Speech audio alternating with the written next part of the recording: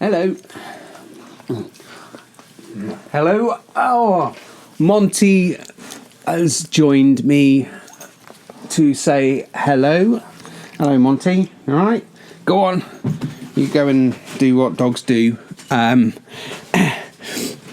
Welcome back to another Quickshotz edition of my inspiration series of videos. Later on, there will be a gallery featuring 3 photographers whose work I particularly enjoy, but more on that later.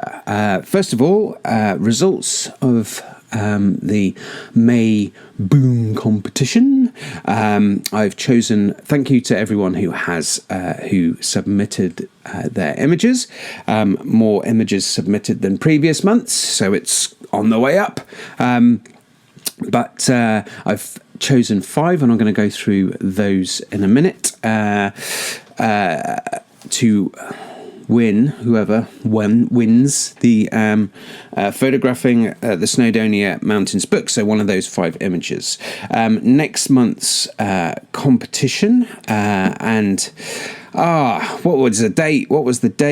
You have to get your entries in by 8th of July, Monday, 8th of July. Is to win photographing the Peak District by Chris Gilbert and Mick Ryan. And thanks to FotoVue for providing that book and continuing to support the competition in that way. There'll be more FotoVue books to win in the coming months.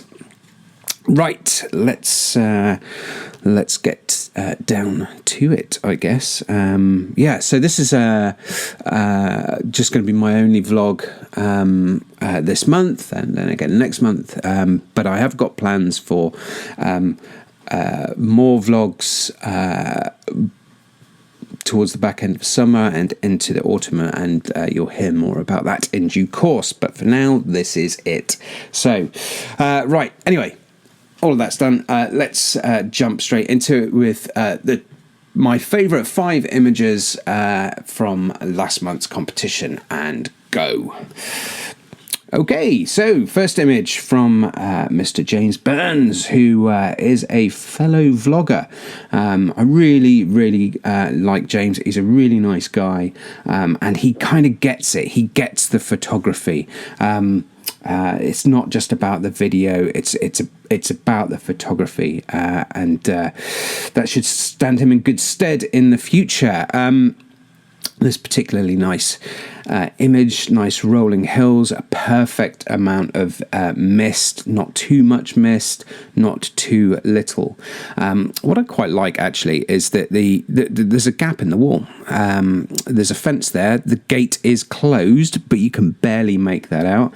And then there's another gate here as well. But because of the mist, it's kind of, and I suppose the fact that it's wide angle and it's quite far away, it's hard to tell that gate is closed. And I'd say as part of it, as a compositional tip, whenever you are including things like walls or fences and gates, that it can't be a solid fence or a solid wall. If it goes straight across the image, it creates a blocker to the viewer, to their view going as it sort of travels through the image. So a gate should ideally really be open, or if you've got a fence, there should be a stile over it, or if you've got a wall, then there'll be a gap in the wall or something like that. These compositional sort of thoughts, and it just allows the eye to travel through the image without a physical barrier stopping that. But yeah, I really like this. A lot of negative space, and I'll just say this about negative space, and I've mentioned this before, and it's if you're going to include a lot of negative space and you've got quite a higher exposure here, it's slightly overexposed to really sort of aid the aesthetic.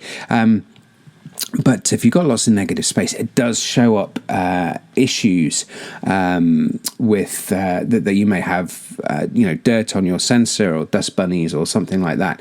And I'm perhaps overcritical when it comes to looking at images. I try not to pixel peep necessarily, but I do look for blemishes, and I look for blemishes on my own images too, and I don't always spot them. We're only human, but my eye was caught by just this over here on the left hand side, and you might not be able to see it, but there's a small blemish there in this really nice negative space, and I can kind of overemphasize that by just the DA's tool is really quite good for this, for finding issues on your sensor. But if I do that, you see there's a dark mark there, and I think there's just a bit of dirt on your sensor, James. There's also a dust bunny just up here as well. It's only really very small, but apart from that, the sensor looks fairly clean. But if you just do that with the dehaze tool, it really kind of makes these things stand out. So you might just want to give your sensor a bit of a clean there, James. But yeah, overall, absolutely fine. Really quite like that one. Nice and peaceful. Next up is Darren Rose with a wide angle. I could call it wide angle, a type of wide angle macro. When I'm talking wide angle, I'm not. We're not zoomed right in on some tiny little insect or something. So he's gone for, this is a 120mm lens, f2.8 for a really shallow depth of field on a macro lens. And so only these few blades of grass are in focus with the dew on them, and there's a sense of dewy sort of webs in the morning. It's clearly very early morning. It's a lovely pastely kind of feel to this particular shot, and I really like the fact that he's just gone for this wide angle, so there's loads of negative space in there with just these grasses. If I had one criticism, it's just these two blades of grass right in the center, right at the bottom, and I potentially would have framed it to exclude those, which isn't necessarily the easiest thing to do, or tried to clone them out. I think just with this being right on the edge of the frame, it kind of draws your eye to it, but it doesn't destroy the image. I just think it's particularly pleasant, and I think also we've got these blades of grass sort of in focus on the left hand side, but there's not really much going on the right hand side, so maybe a slight reframing as well, a slightly different crop. But having said that, it just speaks to me, I really particularly like this, and macro isn't something that I'm necessarily interested in. I don't have a macro lens myself, but I really do appreciate different styles of macro when I see them. Next up is Mr. Neil Burnell. You may recognise that name. He was one of the three inspiring photographers from the last one. Nothing to stop him from entering, so he's entered this particular image, which is of a scene close to his home. This structure, I forget what it's called, appears in a lot of his images, so he goes here quite a lot, but we've got this lovely wheaty foreground and with some nice sort of dappled light across it, a lovely leading line curling around up to the structure, really nice. What sets this image apart is the cloud up here, these wispy clouds. They really complement the wispy kind of essence of the wheat below. So this is kind of typical of Neil's style of photography. I think it's kind of a minimalist image. It's not complex, but it's just really beautiful and really well executed. Next up, Mr. Ollie Pocock. So Ollie, this is the second time you've been on the shortlist. Well done, son. Keep on entering. It's really good to continue to get your support. So what have we got here? We've got the Ogwen Valley in Snowdonia. It's an ultra-wide pano stitch. Igan here, Pen Olwen, Trevan. and Llynid Wal down here. Really, it's a really spectacular location. You've got some spectacular light. I've seen some images of this from this evening that you've taken elsewhere, Ollie, and posted, where you've not gone for the big pano, you've gone for more of a detailed shot, and I actually prefer those in this particular instant. I'm not saying, I mean, this is a spectacular panorama, but it does, I think, suffer from some of the traits that you get when you shoot an ultra wide pano, and then stitch it. So this was shot at 16 millimeters. I assume it's 2, maybe 3 frames stitched together. And the problem at 16 mil is you get quite a lot of distortion. So the whole panorama ends up having a distorted feel. And if you hadn't been to this particular location before, you might not notice it. But because I'm quite familiar with it, I really do notice it. You notice that the cloud line tends to curl as well. So I think the right hand side I really like. The left hand side not so much. It seems more distorted on this left hand side, and I'm sure you've done some post process, Ollie, to cure some of that distortion, but it's still quite evident. You've done really well to control the highlights and any lens flare though, so really commended for that. But if you're going to shoot a pano of a scene like this, I would suggest shooting at sort of 35 to 50 millimeters, and doing a multiple image sort of stack. I don't know what you call it, but you effectively do like 3 layers, so a bottom layer, middle layer, and a top layer, and then maybe sort of 5 frames in width, and you would then get that whole expanse. You stitch them all together, it ends up being a really big panorama, but you lose some of that distortion. Obviously, if you've got one of these like panoramic adapters for your tripod, so that the front lens element sits over the center of the tripod, the pivot point, then again you eliminate that sort of parallax distortion that you get when the lens element is in front of the pivot point. Anyway, so just a few tips. I can't see anything else wrong with this particular scene. It's a particularly lovely scene. I just think that the distortion is it's a little bit distracting for me. And then finally, Claire Brooks. With this long exposure, it's quite an edgy composition. Edgy from the point of view that the main subject, this rock, is right down in the left-hand corner. Now, you would typically keep the main subjects of your composition away from the edges or away from the corners, but I think it kind of works here because it's quite dark, and the darkness of the landscape on the right-hand side and the shadow tends to balance it out. And then you've got these 3 rocks underneath, which are effectively providing kind of stepping stones through the image up towards the cloud. The cloud's coming from the right direction, I think, coming back into the image. So there's this like zigzag effect going from bottom left-hand corner up to middle right, and then up to top left. This is like the sort of V shape to the composition. Something slightly strange happening with regard to the shadow on the water, and I think it's caused by the brightness in the sky. So it's really dark, and then there's this hard edge just here as the light then begins to appear from behind the head, the crag. And I'm not sure whether I like that hard edge. It may have been better to wait for the sky being in a slightly different configuration, the cloud configuration. There's 3 things I picked up on.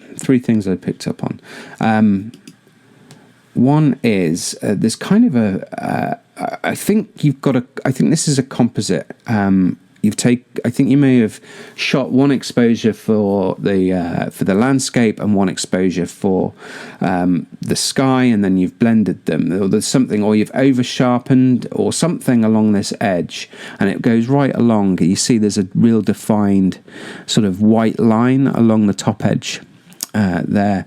So there's some kind of masking issue or sharpening issue, which just is, it's not a distraction necessarily, but, and again, I don't really like to pixel peep, but I noticed it straight away because it looked like a really crisp, almost unnatural edge to the landscape. That's kind of how I felt about it, which made me click in and have a look a little bit closer.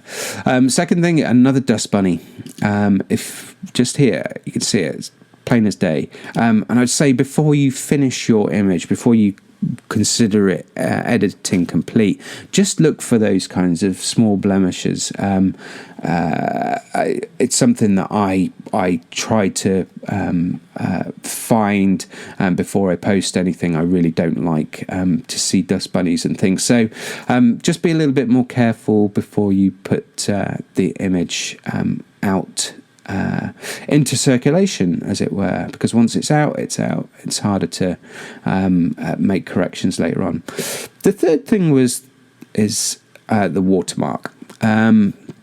Claire did ask whether I wanted a version without the watermark instead. I said no, it's fine, because I thought it'd just be a talking point, actually. So I used to watermark my images, much like Claire has. I used to put a little logo down in the bottom right hand corner, and so did a lot of people. Now, there are reasons for doing that: anti-theft. Maybe you just want, if the image sort of appears all over the internet, it's kind of a reference point for anybody who is casually viewing. And that's up to you. Some people put watermarks right across the image, and that really spoils the viewing pleasure of the onlooker, I think, and I don't think it does you any favours. So a small watermark in the bottom corner is kind of okay. I wouldn't really go for the ones across, because there are programs out there which will remove watermarks of that nature. So you're not really doing yourself any favours with regard to image theft. If somebody wants the image, they can get hold of it and they can remove those watermarks. So you're not doing yourself any favours there. I think it's it's a personal choice. I personally, my method of effectively controlling my intellectual property is never to post anything really high resolution. So I have two resolutions that I will ever post online. And one of them is kind of it's a lower one, which is for use on the likes of Twitter and Instagram. And if I'm posting on Flickr, which allows you to look at higher resolution images, I effectively double the resolution. But overall, that it's still only a quarter of the original size. So I always maintain I've got the highest resolution image myself that effectively proves it's mine. And if anybody nicks it, they're only ever nicking a small resolution. And most images shared online are all really, it's like I say, it's on Twitter or it's on Instagram, where the image they're viewed on a phone. It doesn't have to be high resolution, and I can maintain my IP on my hard drive effectively. So unless I'm hacked, no one's going to get their hands on those really high resolution, full resolution images. So rather than watermark, I tend to just post at a lower resolution, one that is acceptable for viewing on phones and even on PC screens, but is never the full resolution image. So consider that rather than watermarking, because watermarks can be removed. Easier to control your intellectual property if you never make it available in the first place. So there we go, and that's the top 5 images, and my winner for the month of May is Darren Rose. I really just quite like this. It's a really peaceful scene. Maybe that's my state of mind at the moment, looking for tranquility. But I really quite enjoyed viewing Darren's image when it opened. I was like, "Oh, that's really nice." I really, it was an instant response. Not something that I would typically take myself, but I really enjoyed that. So, thank you everybody who entered, and please do enter for the next month to win photographing the Peak District. Darren, I'll be in contact in due course to get your photographing Snowdonia's Mountains books. There's a dog barking somewhere. It's not Monty. Right, okay, inspiration. So let's jump into that. This month I've got 3 photographers, all really different. One not true landscape, although he is a landscape photographer, but the project is not a landscape one. It's a street photography subject, and it's called FaceTime. Well, he's not really sort of settled on that name. He thought it was a bit cheesy, but I actually really quite like it. He was trying to do street photography, but the problem he was having was that people are just on their phones constantly. So just people walking along, facing your phone kind of thing. So actually that ended up being the subject, and it's a really interesting commentary on sort of current social behaviour, I guess. So that's Dave Fieldhouse, so some of his street photography. I've also got Marianthi Lainas, and I really apologise, Marianthi, if I've said your name wrong. I'm sure that is how it is said, but a very unusual name. But she's a photographer who likes to work on projects and things local to her. And in between 2014 2018, she did a small project on birds that were migratory birds, and they were coming and going at the Dee Estuary, which is local to where she lives. So she was taking images in a sort of landscape wildlife type of manner, and at the end of it, she produced a lovely handcrafted book, and here's an image of that. So I particularly like this series. I saw it on Twitter. So Marianthi has kindly lent the images for you to view. And then after that, we've got a true master of woodland photography. Now, there are a lot of self-proclaimed masters out there these days. A lot of guys talking about mastering photography and landscape and all these kinds of things. And, notwithstanding the likes of Ansel Adams, Minor White, and guys who are revered in the annals of history, I think there are very few actual masters of landscape photography around, although photography is changing all the time, and maybe guys who are at the top of their game these days will be revered as masters in years to come. But when it comes to woodland photography, woodland is a really special subject, and it's a really complex subject, and there are very, very few people out there who I think could ever claim at any point to be masters of woodland photography, and one of them is Darren Ciolli-Leach. He's a guy who lives in Nottingham, and he's the first to be self-deprecating towards his own photography, but everything he touches with regard to, you know, woodland photography just is gold. Yeah, you can go out with him, and you may shoot one or two really quite nice scenes. He'll come back with 50, and he'll say, "Oh, I got nothing this morning," and then a few weeks later he'll process the images and he'll go, "Oh yeah, I can have a look. There's not really much there," and you look at it and you go, "Wow, 50 amazing images. Not one of them is a dud." Really nice guy, and incredibly talented and gifted, and has a fantastic eye for woodland photography. So I've got a nice portfolio of his images. So without further ado, until about this time next month, July, enjoy the rest of June, and sit back with a cup of tea or a cup of coffee and enjoy the next 6 minutes and 50 seconds of photography.